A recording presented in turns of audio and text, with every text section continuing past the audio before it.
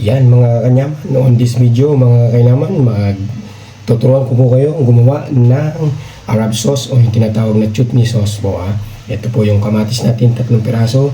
Meron po tayong onion leaves at 5 cloves na bawang. At ito po ay hindi naman po necessary lagyan ng sili, pero ako ay mahilig sa sili, yan nilagyan ko po siya. Ipaprocess po natin siya mga kanyaman. Lagay na po natin lahat ng mga ingredients sa processor natin. Sabay-sabay na natin mga kanyaman. Ayan. Lagyan natin ng konting asin. Tapos yung lemon po. Ayan. Konting lemon. Konting tubig. Konting chili flakes.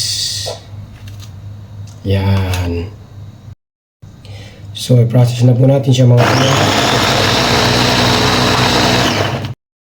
Ito na po yung ating Arab chutney sauce po. Pwede po sa mandi rice, sa biryani rice po, o kaya sa mga pritong isda, pritong manok, kung ano-ano pa po mga kanyaman. Depende po sa inyo yan mga kanyaman.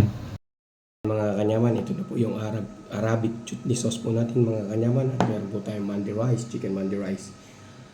Panginoon, maraming salamat po sa biyayang pinagkaloob mo sa amin ngayon. Ito po inaalay po namin sa pangalan po ninyo in Jesus' name. Amen. Yan mga kanyaman, tikman po natin mga kanyaman yung Arab chutney pwede po to sa prito, mga prito-prito po mga kanyaman. Ayan, tikman natin.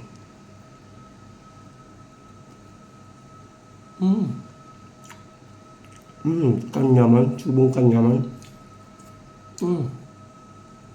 The best. Perfecto.